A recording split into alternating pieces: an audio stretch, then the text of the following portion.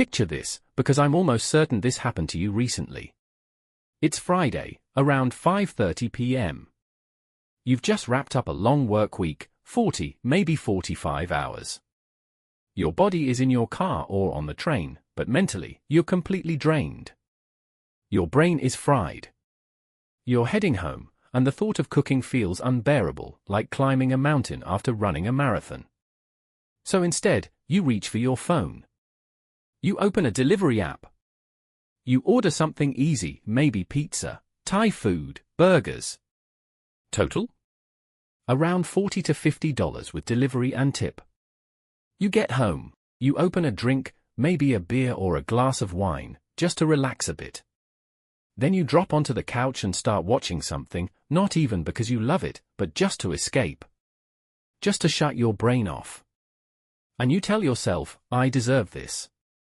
I worked hard. But here's the uncomfortable question, what if that night didn't cost you $45? What if it actually cost you way more? Because it's not just the food. It's the fuel you used commuting. The clothes you had to buy for work. The stress that pushed you to spend in the first place. All these hidden costs are silently eating away at your income. When you factor everything in, your real earnings might be reduced by something like 60 to 70%. You think you're making $30 an hour, but in reality? It might be closer to $4 or $5. That's the hidden math no one talks about.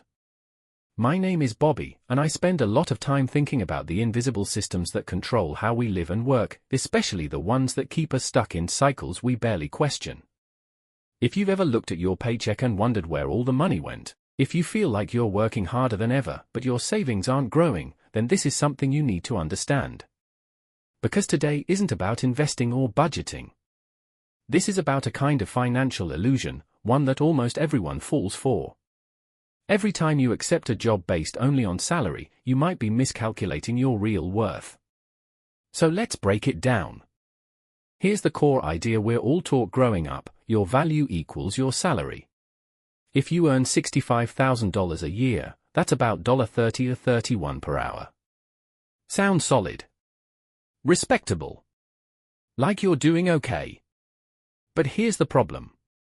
In business, looking only at revenue, without expenses, is a disaster. If a company makes $1 million in sales but spends $1 million to operate, it's not successful. It's broke. Yet when it comes to our own lives, we only focus on income. We ignore the costs of earning that income. And the product being sold is you, your time, your energy, your life. Let's walk through an example. Meet James. On paper, James earns $31 an hour.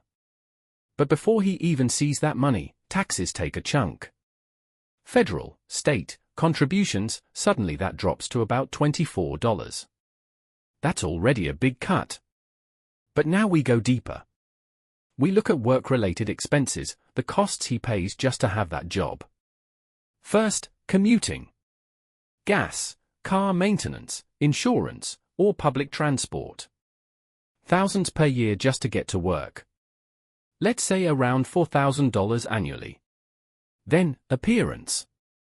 Work clothes, shoes, grooming, laundry, dry cleaning. These aren't optional, they're expected. Next, convenient spending. Because James works all day, he doesn't always have time or energy to cook. So he buys lunch.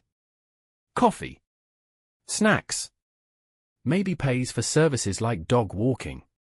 These are expenses created by the job itself. And then comes the most overlooked category, decompression spending. This is the money spent just to cope. Friday nights out. Impulse shopping. Vacations to escape. Even therapy. Money used to recover from the stress of working. Add everything together, and suddenly, James isn't really keeping $65,000. His true usable income might be closer to $35,000. But we're still not done, because wage isn't just about money. It's money divided by time. And here's where things get even worse. James doesn't actually work just 40 hours a week. He wakes up early to get ready, unpaid time. He commutes, unpaid time. He takes a lunch break, but can't really use it freely, he's still tied to work. He comes home and needs time to mentally recover. He checks emails after hours. Thinks about work. Carries stress into his personal life.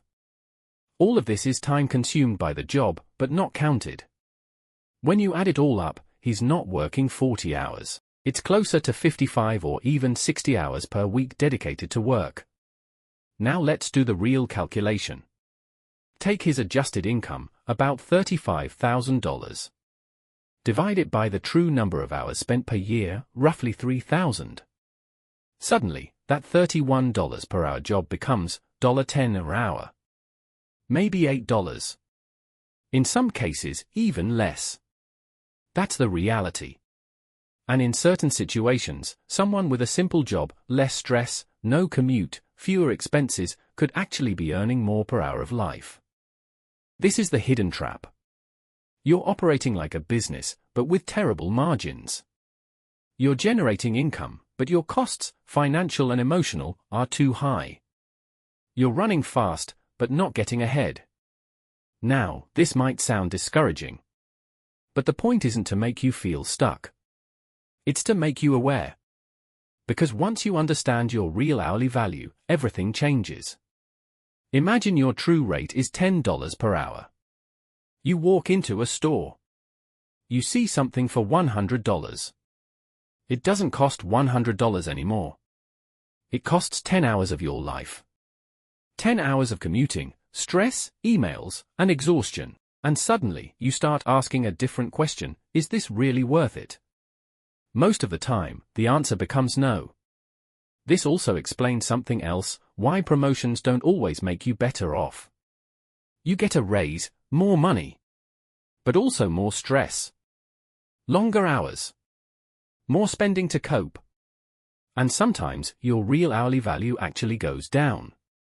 You're earning more, but keeping less, and sacrificing more time. There's also a long-term effect. Small daily expenses, like $5 coffee, seem harmless. But over decades, invested, that could grow into hundreds of thousands. So it's not just coffee. It's your future. Your freedom. So what can you do? You don't have to quit your job and disappear into the woods. The real strategy is optimization. Increase your real hourly wage. Not just income, but efficiency. Can you work from home a few days? That saves time and money instantly. Can you cook in advance? Reduce unnecessary spending? Live closer to work? Care less about impressing coworkers? Every cost you remove is pure gain. But the biggest shift is mindset. Start treating your life like a business. Focus not only on revenue, but on profit, because real wealth isn't just how much you make. It's how much you keep, in both money and time. If you earn $100,000 but spend almost all of it and have no free time, you're not winning. But if you earn less, spend wisely, and have time to live, that's real success. So here's a simple exercise. This weekend, when you're clear-headed, sit down and calculate your real income. Your true work hours. Your hidden costs. Find your real hourly rate. Write it down. Make it visible. And next time you're about to spend money, pause. Translate the price into hours of your life. That moment of awareness can change everything. Because in the end, time is the real currency. And the goal isn't just to earn more, it's to stop selling your time too cheaply.